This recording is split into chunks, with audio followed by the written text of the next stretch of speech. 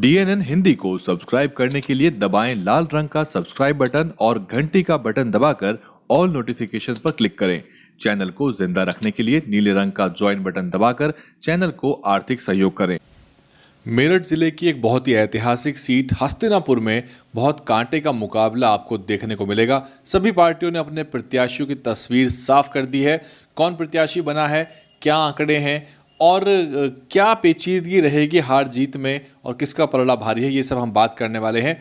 हस्तिनापुर पश्चिम उत्तर प्रदेश की बहुत ही ऐतिहासिक रूप से और सामाजिक रूप से भी बहुत महत्वपूर्ण ये इलाका है।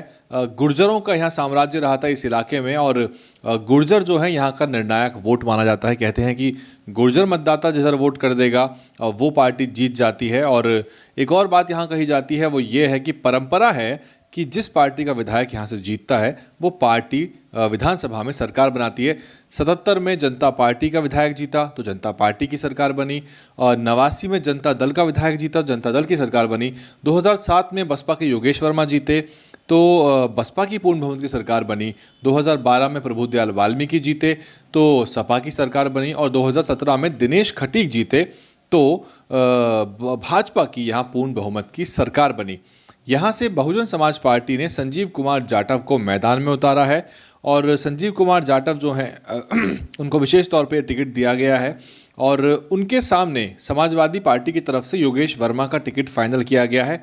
समाजवादी पार्टी के लिए टिकट फाइनल करना आसान नहीं था और यही कारण है कि आखिरी समय तक वेट किया गया और नामांकन की प्रक्रिया शुरू होने के बाद योगेश कुमार वर्मा को सिंबल जो है वो दिया गया है। समाजवादी पार्टी अब टिकट वितरण कर रही है लेकिन सूची जारी नहीं कर रही है क्योंकि सूची जारी करने से उनको दिक्कतों का सामना करना पड़ रहा है क्योंकि जैसे ही प्रत्याशियों की सूची आती है वैसे ही जिनका टिकट नहीं होता वो जो है भीड़ लगाते हैं। एक प्रत्याशी ने तो आत्मदाह का प्रयास लखनऊ में किया था।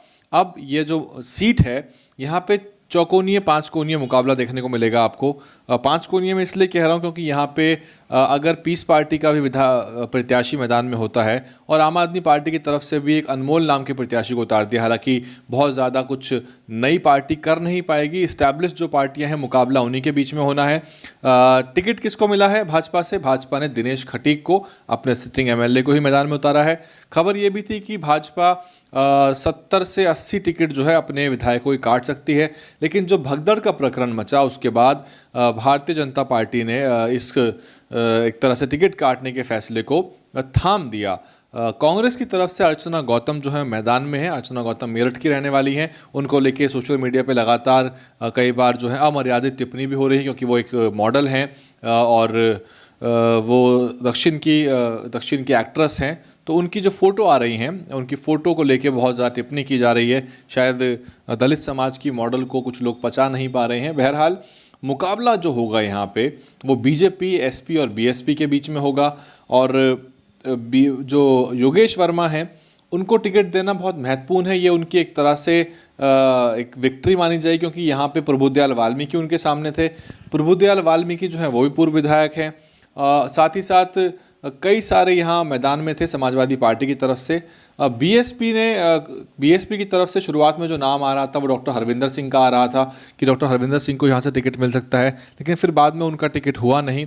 खबर बाद में ये भी मिली कि डॉक्टर हरविंदर जो हैं वो समाजवादी पार्टी से भी टिकट का प्रयास कर रहे थे लेकिन उनको सफलता हाथ नहीं लग पाई। हालांकि वो बहुत एक्सटेंसिव काम ग्राउंड पे कर चुके थे। BSP के संजीव कुमार जाटव को प्रभुदयाल वाल्मीकि उनके लिए बेहतर प्रत्याशी होते क्योंकि उनको जाटव वोट जो है कंसोलिडेट करने में आसानी होती।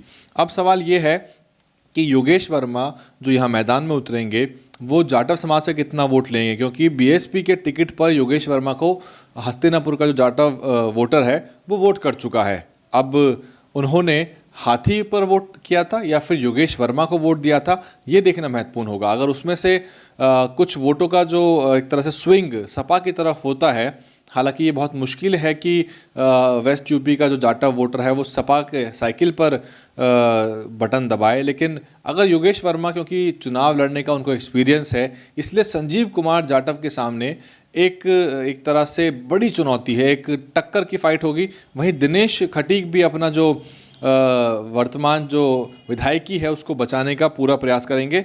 आंकड़े देख लेते हैं। 17 में योगेश वर्मा दूसरे नंबर पे रहे थे, BSP से लड़े थे और प्रभुदयाल वाल्मीकि तीसरे नंबर पे आ गए थे, ये पूर्व विधायक थे।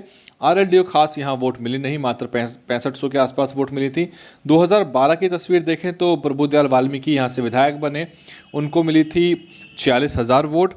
योगेश वर्मा ने उस समय बसपा का पाला छोड़ दिया था और पाला बदल के वो पीस पार्टी से चुनाव लड़ बैठे थे और 40,000 वोट उनको पीस पार्टी से मिली थी। कांग्रेस ने भी यहाँ लगभग 40,000 वोट ली और बीएसपी के प्रशांत कुमार गौतम ने 30,690 वोट यहाँ से ली थी। उस समय प्रशांत कुमार गौतम तीसरे नंबर पर रहे थे।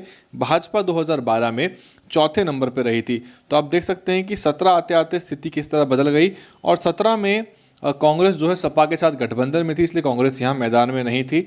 बावजूद उसके समाजवादी पार्टी तीसरे नंबर पे ही रही, तो एक तरह से कुछ खास फायदा हुआ नहीं वोटों का अगर देखा जाए तो।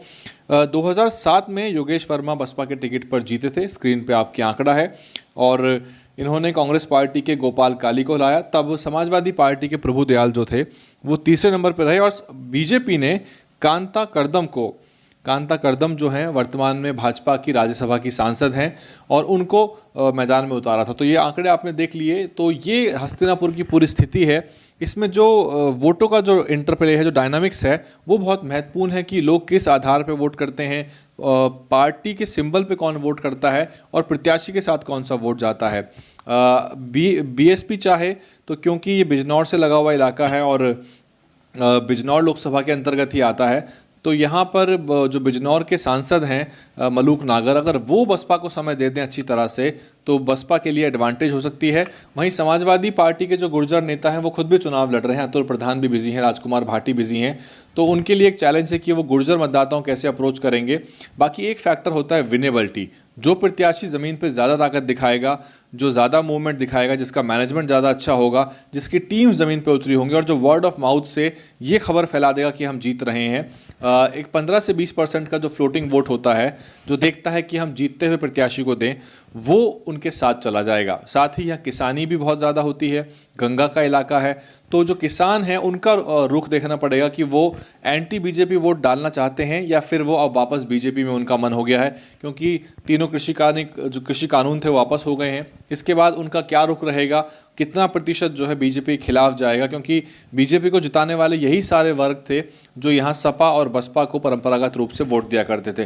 तो हस्तिनापुर में कांटे की टक्कर होने वाली है। तो इस सीट पे आप नज़र बना के रखिए और भी सीटों का विश्लेषण ऐसे ही लाते रहेंगे जैसे ऐसे उन सीटों के प्रत्याशी जो हैं वो साफ हो जाएंगे। तो इस सीट के सभी पार्टियों के प्रत्याशी क्लियर हो चुके हैं।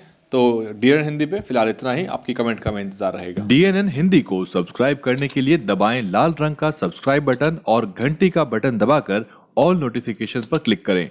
चैनल को जिंदा रखने के लिए नीले रंग का ज्वाइन बटन दबाकर चैनल को आर्थिक सहयोग करें।